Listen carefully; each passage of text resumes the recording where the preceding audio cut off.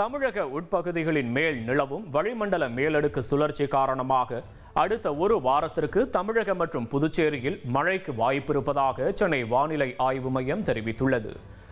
நாளை அரியலூர், பெரம்பலூர், திருச்சி, கள்ளக்குறிச்சி, திருவண்ணாமலை, சேலம், தருமபுரி, கிருஷ்ணகிரி, திருப்பத்தூர் மாவட்டங்களில் ஒரு சில இடங்களில் கனமழை பெய்ய வாய்ப்புள்ளது. நாளை மறுநாள் ராமநாதபுரம், சிவகங்கை, விருதுநகர், மதுரை, தேனி, திண்டுக்கல் மாவட்டங்களில் ஒரு சில இடங்களில் கனமழை பெய்யக்கூடும்.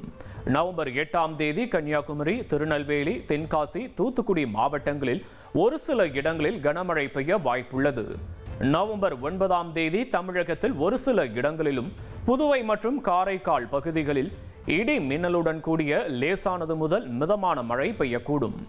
நவம்பர் 10, 11ஆம் தேதிகளில் தமிழகத்தில் ஒரு சில இடங்களிலும், புதுவை மற்றும் காரைக்கால் பகுதிகளிலும் லேசானது முதல் மிதமான மழை பெய்யக்கூடும் என அறிவிப்பு வெளியாகியுள்ளது.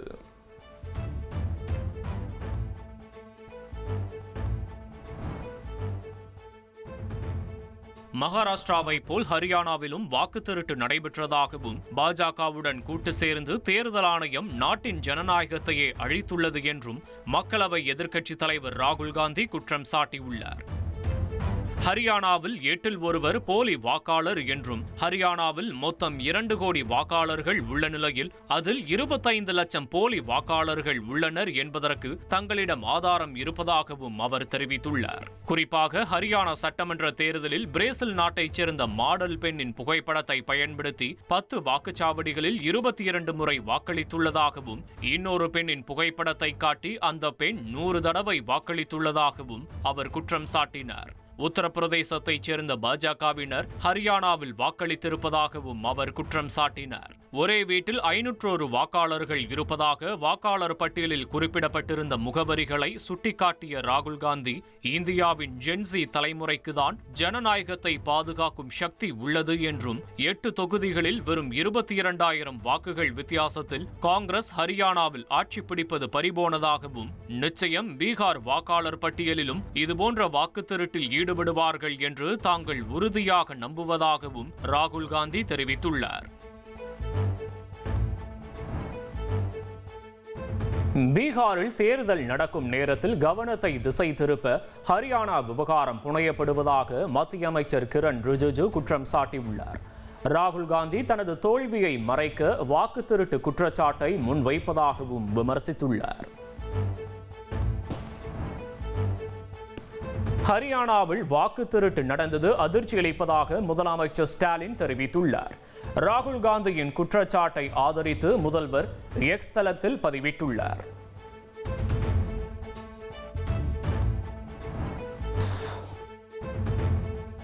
கூட்டணி குறித்து பேச வேண்டாம் என கட்சி நிர்வாகிகளை அதிமுக பொதுச் செயலாளர் எடப்பாடி பழனிசாமி அறிவுறுத்தியுள்ளார். சென்னை ராயப்பேட்டை அதிமுக தலைமை அலுவலகத்தில் கட்சியின் பொதுச் செயலாளர் எடப்பாடி பழனிசாமி தலைமையில் அதிமுக மாவட்ட செயலாளர்கள் கூட்டம் நடைபெற்றது. இக்கூட்டத்தில் பேசிய அவர், தேர்தல் ஆணையத்தின் வாக்காளர் பட்டியலில் சிறப்பு தீவிர திருத்தத்தை மிகுந்த கவனத்துடன் தீவிரமாக கண்காணிக்கும்படி கட்சி நிர்வாகிகளுக்கு உத்தரவிட்டுள்ளார். இரட்டை பதிவு, இறந்தவர்கள் எண்ணிக்கை உள்ளிட்டவற்றை சரிபார்த்து நீக்கம் செய்கிறார்களா என்பதை தொடர்ந்து கண்காணிக்கும்படியும் வலியுறுத்தியுள்ளார். மேலும் கூட்டணி விவகாரம் குறித்து பொதுவெளியில் பேச வேண்டாம் என்றும், பூத் கமிட்டி அமைக்கும் பணிகளை விரைந்து முடிக்கும்படியும் அறிவுறுத்தியுள்ளார். எதிர்வரும் சட்டமன்ற தேர்தலில் தாவேகா தலைமையில் கூட்டணி அமைக்கப்படும் என்றும், முதல்வர் வேட்பாளராக விஜய் இருப்பார் என்றும் தாவேகா சிறப்பு பொதுக்குழு கூட்டத்தில் தீர்மானம் நிறைவேற்றப்பட்டுள்ளது. கரூர் துயரச் சம்பவத்திற்கு பிறகு முதல் முறையாக தாவேகா சிறப்பு பொதுக்குழு கூட்டம் சென்னையை அடுத்த மாமல்லபுரத்தில் நடைபெற்றது. கூட்டத்தில் 2026 சட்டமன்ற தேர்தலில் தாவேகாவின் முதல்வர் வேட்பாளராக விஜயை அறிவித்து தீர்மானம் நிறைவேற்றப்பட்டது. அந்த தீர்மானத்தில் விஜய் தலைமையில் 2026ஆம் ஆண்டு சட்டமன்ற தேர்தலை சந்திப்போம் என்றும், முதல்வர் வேட்பாளராக விஜயை முன்னிறுத்தி வெற்றி பெறுவோம் என்றும் தெரிவிக்கப்பட்டுள்ளது. தாவேகா தலைமையில் கூட்டணி அமைக்கப்படும் என்றும், கூட்டணி குறித்து முடிவெடுக்க தாவேகா தலைவர் விஜய்க்கு முழு அதிகாரம் அளிக்கப்பட்டுள்ளதாகவும் தீர்மானத்தில் கூறப்பட்டுள்ளது. தாவேகா தலைமையில் கூட்டணி அமைக்கப்படும் என்று தீர்மானம் நிறைவேற்றப்பட்டுள்ளதால் சட்டமன்ற தேர்தலில் 4 முனை போட்டி உருவாகும் வாய்ப்பு ஏற்பட்டுள்ளது.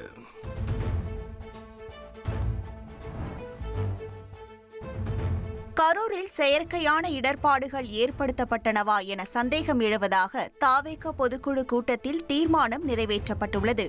கடந்த செப்டம்பர் மாதம் கரூரில் தாவேக தலைவர் விஜய் பிரச்சாரத்தில் ஏற்பட்ட நெரிசலில் சிக்கி 41 பேர் உயிரிழந்தனர். தமிழகம் முழுவதும் அதிர்வலைகளை ஏற்படுத்திய இந்த துயர சம்பவத்திற்கு பின் நடந்த தாவேக சிறப்பு பொதுக்குழு கூட்டத்தில் இறந்தவர்களுக்கு தாவேக சார்பில் மௌன அஞ்சலி செலுத்தப்பட்டு இரங்கல் தெரிவிக்கப்பட்டது. தொடர்ந்து கரூர் சம்பவம் தொடர்பாக தீர்மானம் கொண்டுவரப்பட்டது. கூட்ட நெரிசல் வழக்கில் கைது செய்யப்பட்ட கரூர் மாவட்ட செயலாளர் மதியழகன் இந்த தீர்மானத்தை முன்மொழிந்தார். விஜய்க்கு மக்கள் அளித்த ஆதரவு அதிகார வர்க்கத்திற்கு எரிச்சலை ஏற்படுத்தியதாகவும், கரூரில் செயற்கையான இடர்பாடுகள் ஏற்படுத்தப்பட்டனவா என சந்தேகம் எழுவதாகவும் தெரிவித்து தீர்மானம் நிறைவேற்றப்பட்டது. இதேபோல் விஜய் பாதுகாப்பில் அரசு வேண்டுமென்றே அலட்சியம் செய்வதாகவும் அதனை கண்டிப்பதாகவும் கூறி தீர்மானம் நிறைவேற்றப்பட்டது.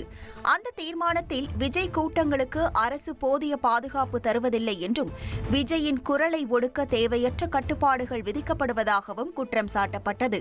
விஜய் கூட்டங்களுக்கு அரசு முழுமையான பாதுகாப்பு வழங்க வேண்டும் என்றும், தாவேக நிர்வாகிகள் மீது அவதூறு தெரிவிக்கும் ஆளும் கட்சியினருக்கு கண்டனம் தெரிவிப்பதாகவும் தீர்மானம் நிறைவேற்றப்பட்டது. கரூர் சம்பவத்திற்கு பிறகு பொதுவெளியில் முதல் முறையாக பேசிய விஜய், கரூர் சம்பவத்தை வைத்து முதலமைச்சர் ஸ்டாலின் அரசியல் ஆதாயம் தேடுவதாக குற்றம் சாட்டினார்.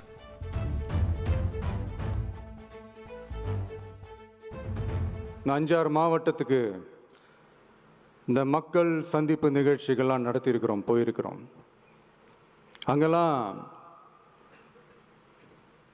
இந்த லாஸ்ட் மினிட் வரைக்கும் எங்களுக்கு அந்த இடம் கொடுப்பாங்களா மாட்டாங்களா, பெர்மிஷன் தருவாங்களா மாட்டாங்களா, இப்படியே இழுத்து அடிச்சுக்கிட்டு இருப்பாங்க.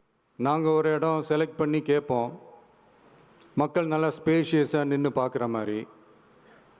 பட் அவங்க அதையெல்லாம் ரிஜெக்ட் பண்ணிவிட்டு மக்கள் நெருக்கடியோடு நின்று பார்க்குற மாதிரி ஒரு இடத்த செலக்ட் பண்ணி எங்களுக்கு கொடுப்பாங்க. இந்த கபட நாடக திமுக அரசோட தில்லுமுல்லுகளை தாங்கி பிடிக்க இயலாமல் உச்சநீதிமன்றத்தில் திக்கு திணறி நின்றது முதல்வர் அவர்களுக்கு மறந்துவிட்டதா? இந்த கரூர் சம்பவத்துக்கு அப்புறமே அவசரமாக ஒரு தனிநபர் ஆணையம், அந்த தனிநபர் ஆணையத்தை அவமதிக்கிற மாதிரி அரசு உயர் அதிகாரிகள், காவல்துறை உயர் அதிகாரிகள் எல்லாருமே நம்மளை பற்றி ஃபுல்லாக இந்த அவதூறுகள் பரப்பி ஒரு செய்தியாளர்கள் சந்திப்பு அவசரமாக. அதுக்கப்புறம் அந்த தனிநபர் ஆணையத்தை தலையிலேயே கொட்டி வீட்டுக்கு அனுப்பிச்சிட்டாங்க. அது வேறு விஷயம். அரசு காவல் உயர் அதிகாரிகள் ஊடகங்களிடம் பேசியது என்பது பொதுமக்களிடையே நியாயமான விசாரணை நடக்குமா என்ற சந்தேகத்தை ஏற்படுத்தக்கூடும் என்றும், நியாயமான விசாரணை மூலமே அந்த சந்தேகத்தை மீட்டெடுத்தே ஆக வேண்டும் என்றும் உச்சநீதிமன்றம் தமிழக அரசின் தலையில் ஓங்கி நறுக்கு நறுக்கு நறுக்கு என்று கொட்டியதை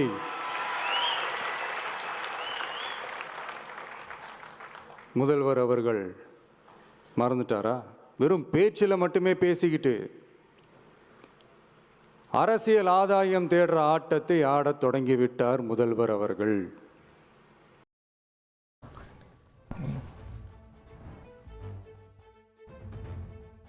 கல்லூரி மாணவி பாலியல் வன்கொடுமை செய்யப்பட்ட சம்பவத்தில் விசாரணை அதிகாரியாக ஆய்வாளர் லதா நியமனம் செய்யப்பட்டுள்ளார்.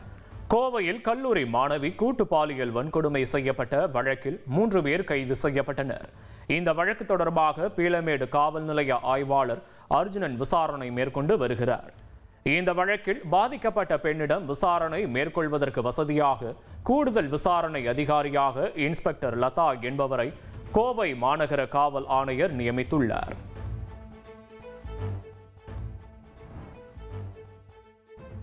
ஜாய் கிறிசல்டா விவகாரத்தில் மகளிர் ஆணையத்தில் குறிப்பிட்டபடி தாம் எந்த ஒப்புதலையும் கொடுக்கவில்லை என மாதம்பட்டி ரங்கராஜ் விளக்கம் அளித்துள்ளார்.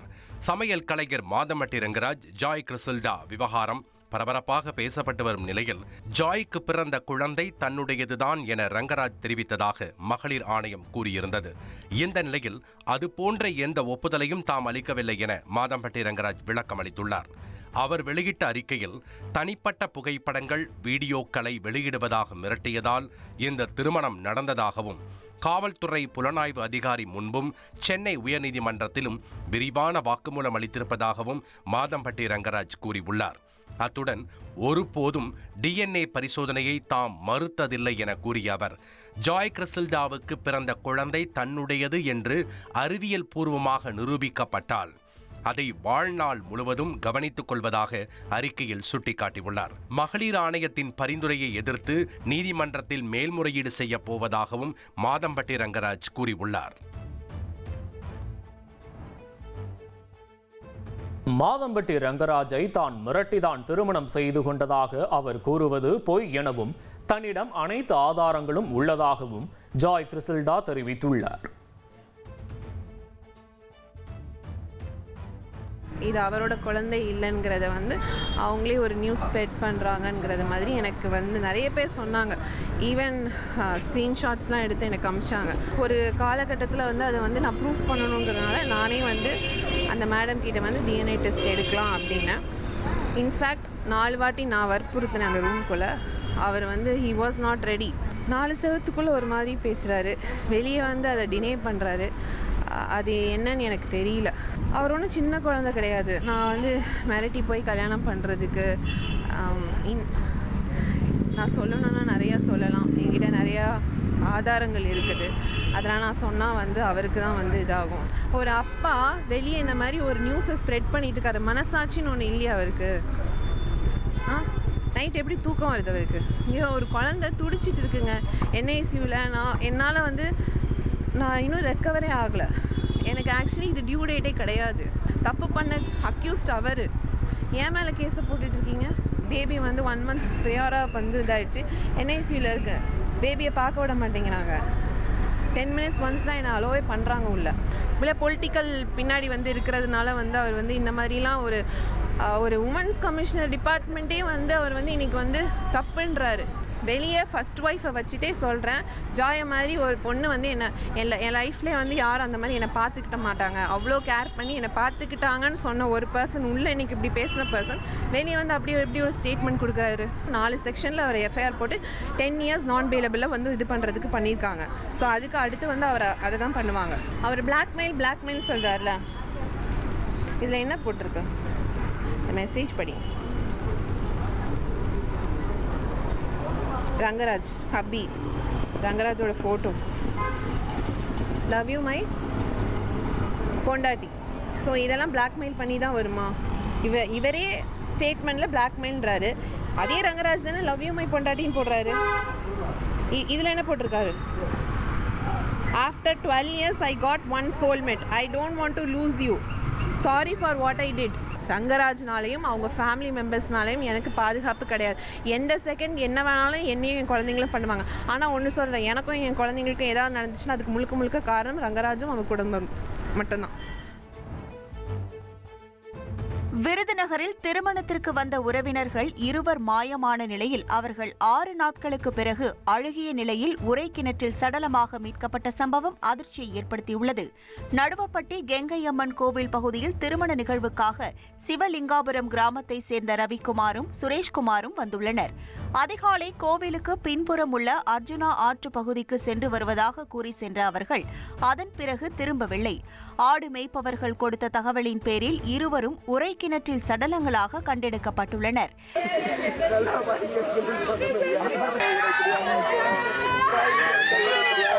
வேப்பிலைப்பட்டியை சேர்ந்த சிங்கம் என்பவர் தன் தோட்டத்தில் அனுமதியின்றி சட்டவிரோதமாக மின்வேலி அமைத்திருந்ததாகவும் அதில் சிக்கி இருவரும் பலியானதாகவும் குற்றம் சாட்டப்பட்டுள்ளது.